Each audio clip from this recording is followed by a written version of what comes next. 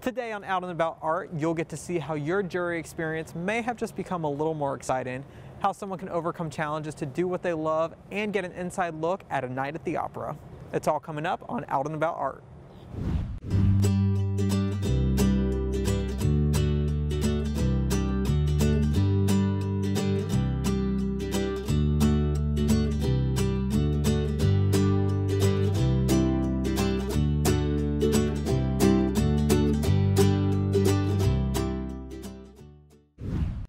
Hello and welcome to this installment of Out and About Art. I'm your host, Dion Spires. Most of us have been summoned for jury duty by now, and we all know that dreaded feeling when you pull up for your day-long waiting game. But what some of you may not know is that Polk County has made efforts recently to make that waiting game a little more enjoyable. Late last year, the Courthouse joined forces with the Arts Ensemble Education Foundation to fill the jury holding room with artwork. In an exhibit titled Voices of Strength, it featured female artists of Polk County and even one very popular Polk County male. I went out to the exhibit to see what was inside and show you what it can do for your jury experience. We have jurors every Monday morning in this room. There's at least 250 jurors every Monday morning. And we came in here one Monday morning with our jury manager, and I said, gee, these walls are so blank. We really need something on the walls. So we called around to some different agencies, you know, the museum and the colleges, to see if we could get some artwork donated or on loan to put into our areas, to give them something to look at. And some of that really didn't pan out because some of the artwork might not have been appropriate for this area at the time. Taylor Benson and I were working on a different project, and she mentioned wanting to have artwork in the jurors' room, and art in public places is something that our organization has done for the past 10 years in our county, and I instantly went, let us try to help you with that. So we partnered with Jane to provide the space, and she provides the artwork. She said she'd rotate it out, and we were so delighted. The show came together really quickly. We have several groups of artists that work together. We had 7 artists in our first show, men and women, all Florida wildlife and landscape. So when it was time to rotate the show, because this is a rotating show, we were coming up into the month of October. And of course, Domestic Violence Awareness Month is in the month of October. And I thought, how fun would it be to get some of the strong lady artists of our region together, and we'll do a show. And then I thought, oh wait, well, if we had a really strong guy that could also be in it. And then Sheriff Grady Judd came to mind because he's quite the brilliant photographer, as I'm sure you've seen his work. Just gorgeous work, and I thought this will be perfect. We will showcase the sheriff of our county along with some really dynamic women. I was excited because the jurors have to wait a lot, a lot of waiting. Matter of every Monday morning I tell them, well, the good news is by the end of the day you should know if you've been selected. The bad news is you're going to be here all day. And you kind of hear this, and so it's like, what are they going to do while they're here all day? So they get up and they can look at the pictures, and it just gives them a visual and mental break from thinking about, I'm here all day, what am I going to do? I've got other things to do. And so we were just delighted to have something to help enhance the jury experience. We're looking for ways every week to say, what can we do to make this experience of jury service more pleasant and enjoyable for our potential jurors. We've had a great response from jurors on being able to come in and look at some of the art, and it is all for sale, and we've had inquiries into some of that, and I actually bought a painting today, so it's worked out really well for us. I did a call to artists to select the artist for Voices of Strength, and the artists just poured into it. Daydodge, you know, Andy Ortiz, our youngest artist, who's quite brilliant. She's a Harrison School of the Arts student, along with Katie Pobjecki and Carol Hughes, and I don't want to miss anyone in this lineup, so I'll stop there and just say that we had 8 or 9 artists come to the surface, and we pulled together the artists that had work that would complement one another the best in this space. This is a very large room. For the majority of my paintings, they are Florida landscapes specifically. Some sunsets, but they're all Florida landscapes because I grew up in Florida and appreciate old Florida. I love the expression of it. You don't think of anything else while you're doing it. It's cleansing, it's meditative to me, and I just find the freedom of expression is just wonderful. Primarily I watercolor because I like to watercolor. I do primarily portraits, and I use a fractured style, which means the paintings behind me that are kind of broken up, but yet by the same token they have a little bit of a different style. I want to have something that's my style as opposed to somebody else's style. Then I can do very traditional stuff as well. I like to paint Indians. These are one of many Indians that I've painted. And I always like them because they're colorful, and I like color, and they've always got something interesting to be part of, you know, and whether they're dancing, whether they're, you know, just being who they are, you know. To me, it's always kind of exciting to paint them. I enjoy photography because it's my stress reliever. I like animals, I like the forest, I like the woods, I like landscape. I love nature because when I am in the woods, I feel closest to God. Every time I have an opportunity, I take my camera, I shoot a Canon 7D Mark II and my Canon lenses, and I sneak out into the woods or to the park or wherever I have an opportunity to take photographs. And what's neat about this hobby is you don't have to have all day long or a half a day. You can go out in an hour, have a great time. So as a result, you see the artwork I have here. The hummingbirds were when I was on vacation in the state of Maine. I thought it was pretty remarkable. I was there in a butterfly garden looking for different kinds of butterflies than we see here in Polk County in Florida. And what arrives? But the hummingbird. So I got a lot of great photographs. A few of them are here. There are many others. Obviously, there wasn't room to put them all on the wall. The way we got to putting them on the wall was we built a new Sheriff's Administration building. The Board of County Commissioners were very gracious. We were out of space, so they built us a new building. And it came time to decorate the walls. When we got the cost of art, I said, whoa, we're not spending the taxpayers' money for that. That's too expensive. Well, one of my employees says, you know, we can buy a printer that's really inexpensive, and then we can print and frame the art for about 20 or 25 bucks a piece.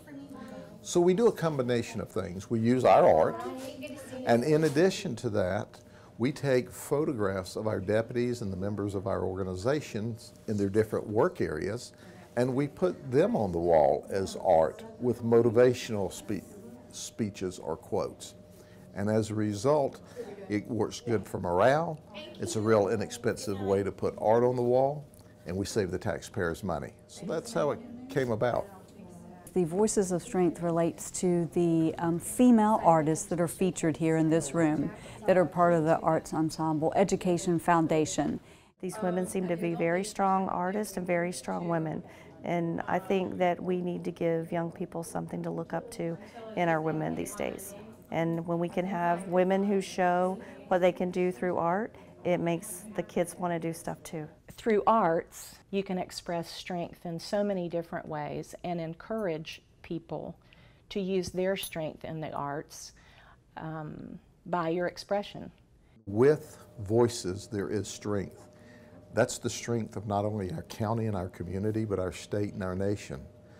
So Voices of Strength is a collection of artwork that shows how when we work together, when we care, it's a beautiful world. You know, art is such an important part of each of our lives as a way of expression, and it's something that even if you don't, like if you were to ask me to draw something, you'd get a stick figure. You know, I just am not that creative, but that creative side of individuals and to be able to display their emotions and their feelings and be able to tell a story. I think that's the neatest thing for me, is that they can tell a story that might not otherwise be told. So I think it's great with our kids, you know, starting with the kids in school so that they have the ability to express themselves, because we all do it in different ways. So I think it's fabulous. We have organizations like the Arts Ensemble Foundation and other organizations throughout the county that are making and putting an emphasis on our quality of life here in Polk County and helping make Polk County a place that you want to live and work and play and raise your family and just be a thriving community. As you just saw, the Voices of Strength exhibit features beautiful artwork, and if you're headed to the courthouse soon, you can check it out for yourself. Some of those pieces have since been removed, but there's still plenty of art out there for you to enjoy. There are plans for a rotation in the exhibit in the near future. However, there's no word yet on when that rotation will occur. The Lake Wales Art Center recently hosted a performance by an inspirational musician with an amazing story to tell. Orono University professor Dr. Jonathan Reed made his Lake Wales Art Center debut, performing to an excellent crowd for a two-night engagement. Born partially deaf with a hearing loss in one ear, he managed to still learn how to play the piano and overcome obstacles that could have hindered his career. In his performance, he played character pieces and hymns to show his praise for the blessings that he's received. Here's more on his story.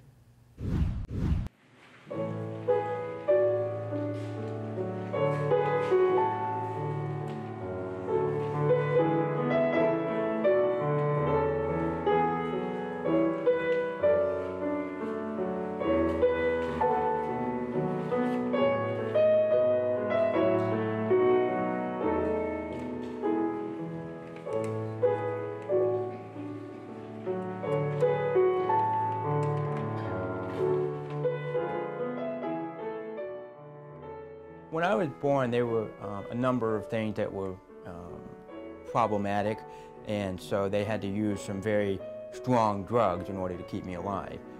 And those drugs were oxytoxic. They were damaging to some of the nerve impulses in my ears. So as a result, I lost the upper frequencies of the hearing range.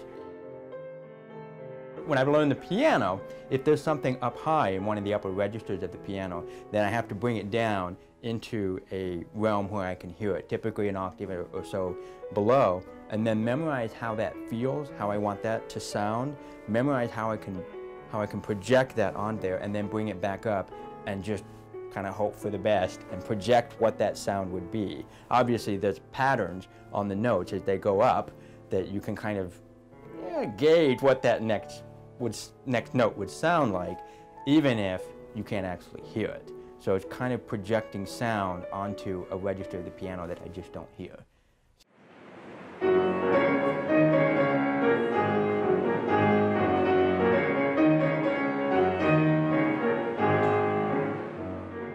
In relation to the hearing loss, it's been a little bit of a journey trying to understand how other people hear what I'm putting out there, because my experience listening to the music that I'm producing is just a little bit different than what you're actually hearing on the other end.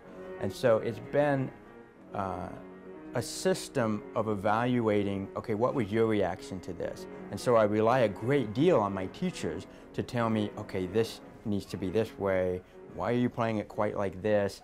And it'll usually be related to something with my hearing loss. If you hit one note and then another one right next to it, I would not be able to tell you the difference. What I do hear are clicks when the hammer hits the string. So you might have some parts of the piece where the strings are a little bit larger, and so I hear a slightly different pitch based on when the hammer hits the string, but I don't actually hear the pitch of the string vibrating. For the most part, I'm watching my hand like crazy just to make sure I'm staying on the right notes. Otherwise, I would have no idea, no feedback really, whether or not I'm hitting the right notes.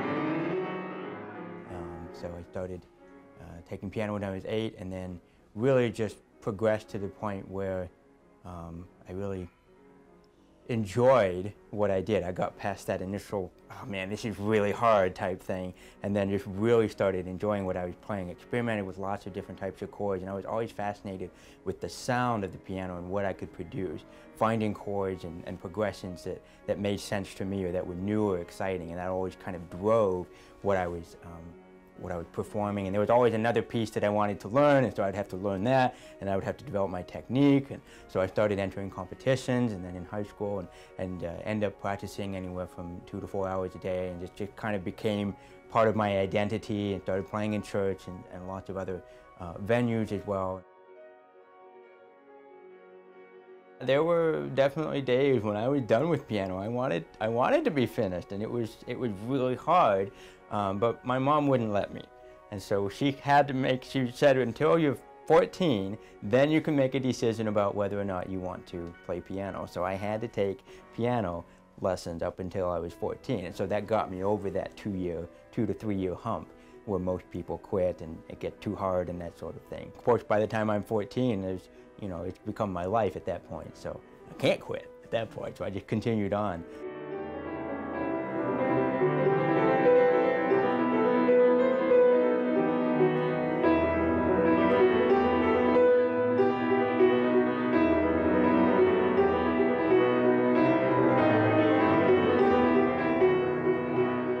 Warner University, obviously, is just down the road on Highway 27, so that's where I work now, and I have an awesome time teaching students music theory, music appreciation. We have tremendous students that are not only interested in learning the different fundamentals and the elements of music, but really want to use their talent and their gifts for service to others, and that's what we encourage at Warner University. We're a lot about serving.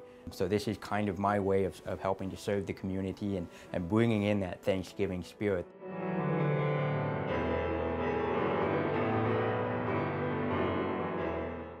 You think of a musician, and you don't really expect a musician to have a hearing loss, and you wouldn't expect a musician with a hearing loss to be successful.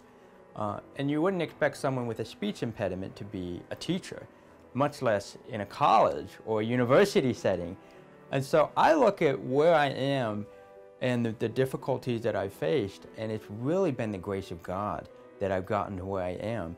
Because in any other setting, it would be very frustrating to have these abilities if it had not been for the different avenues that God has opened up in my life, for the different careers and the opportunities that He's given me to pursue these many different degrees. This is a personal concert for me because I get to give back to the God that has given me many of these gifts and abilities, that even despite the challenges that I've had with the hearing loss and the speech impediments, that He's given me this success here in Polk County, and I really owe it all to Him. It's not of my doing. I put work and effort on, obviously, but that's just being a steward of the different gifts and abilities that He's given me. So I'm able to give back to God what He has, in a small way, what He has so richly blessed me with. What I hope to communicate to people when I play or when I perform or when I speak is an attitude of gratefulness for what He has done in my life, because without Him I would not be here today standing before you, even from birth, from Him guiding me through that all the way up until now and giving me these different opportunities. And I definitely hope that's a source of hope and faith for people who are struggling, for maybe going through really difficult times and kind of feel like they're behind, like they're set back, or they have these difficulties, but there's just been a tremendous amount of rejoicing in what God has given to me, and I really hope that people can see that in their own lives in some way, and I hope to communicate that as I play.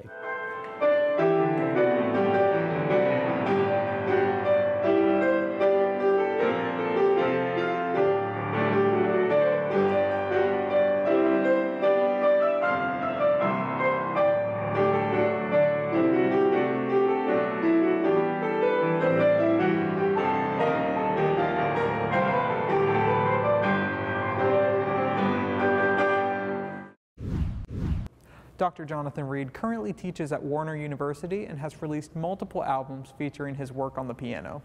He continues to serve as an inspiration to his students as well as the audiences that he performs for. Keep up with the Lake Wales Art Center website for more information on when you can see amazing talent on their stage.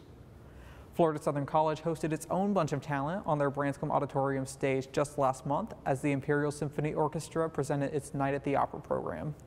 Featuring the ISO, Florida Dance Theater, Florida Southern students, and even a few professional performers, it was quite the production. Here's a look at what they put together. My first show here at Florida Southern was actually a musical in the theater department. I did Little Women.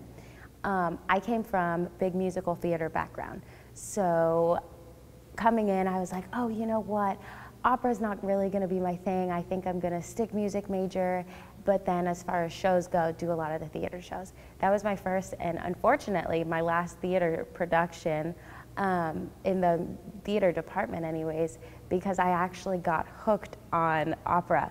It was so different, but I felt like my voice fit so much better in opera styles that I just completely got hooked. Every year since my freshman year, this is my third year now, I've done a production with the ISO and then Florida Southern opera stuff. But every year is different and there's new challenges with every production. And I've really liked working with the ISO, you know, always, but especially this year because we have such a great cast, so many singers with really fantastic performance credits. People have performed at the Met and other really great European houses.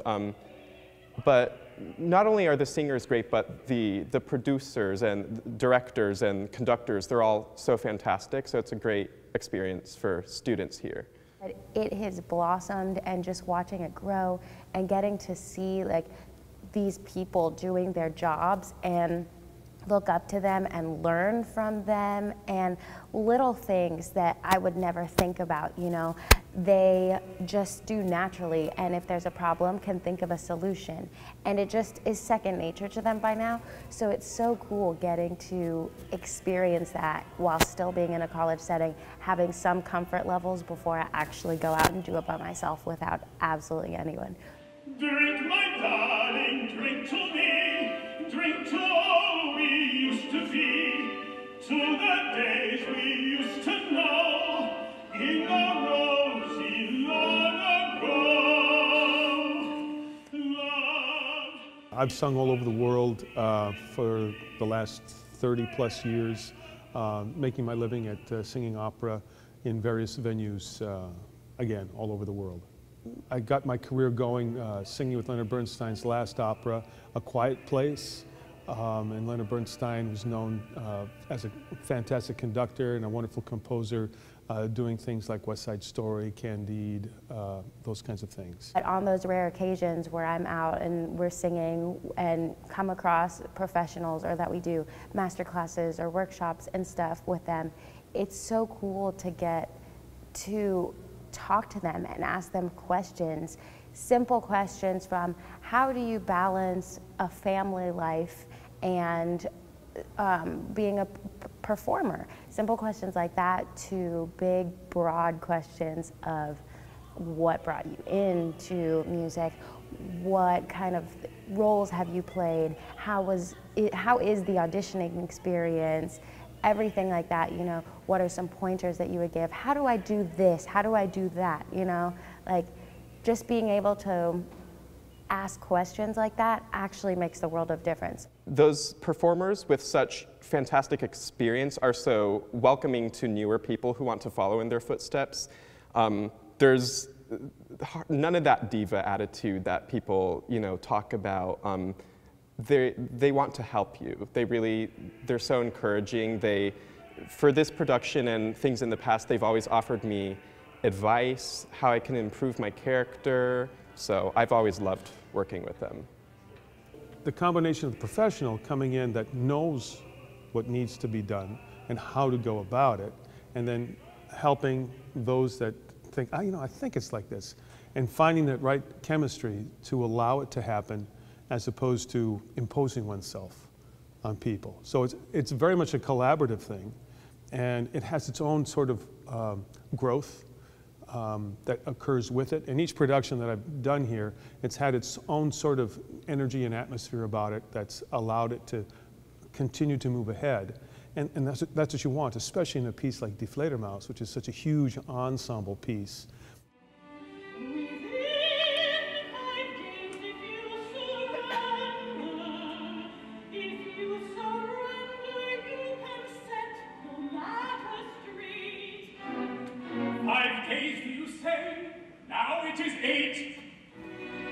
They've added 3 days to my sentence.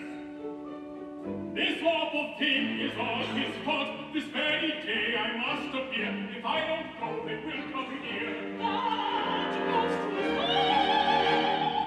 I must admit it. See?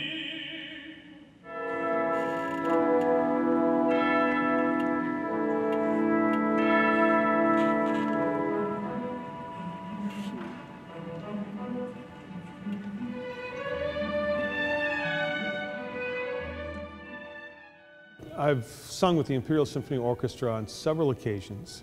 It was a couple of years ago that Imperial Symphony Orchestra asked me to direct as well. And so I've started doing some directing with Imperial Symphony Orchestra, and this is my third directing gig with Imperial Symphony Orchestra. The ISO is crazy. They are intense and they are so good, and it's so cool. Once again, that same professional outlook, getting to work with something other than our orchestra. We sometimes get so comfortable working with the people that are around us that it's a good shock factor, but in like the best way possible, to be able to work with someone or get an opportunity like working with the ISO. I dread the separation far more than I can say. I live in desolation. My husband's gone away. I live for you,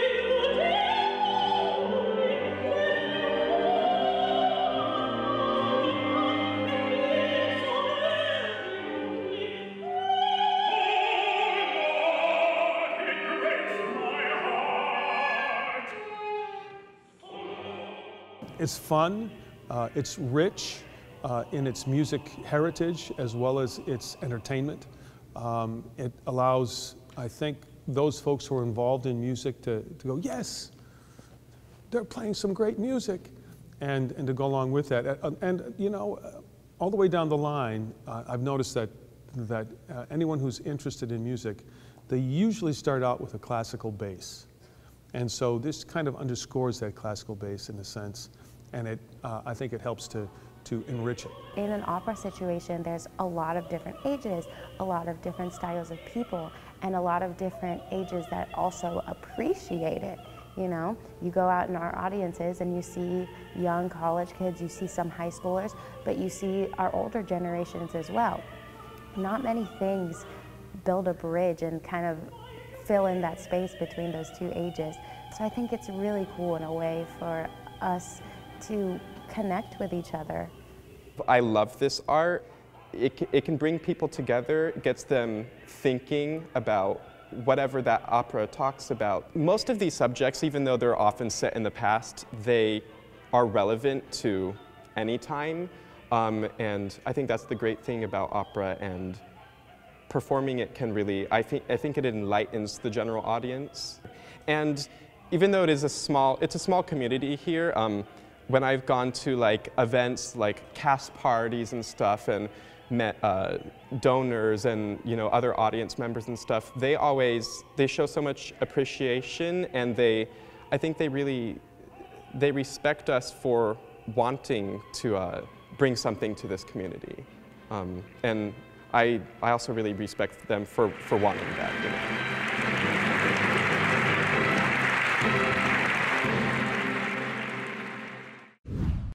The performance was a professional quality production and certainly not a show to be missed. If you're interested in seeing an opera close to home, you're in luck, because Florida Southern College is presenting a Radio Opera Hour just next month on March 19th. Keep up with their Festival of Fine Arts page for more information. That's all I have in store for this month, but tune in next time for more art out and about.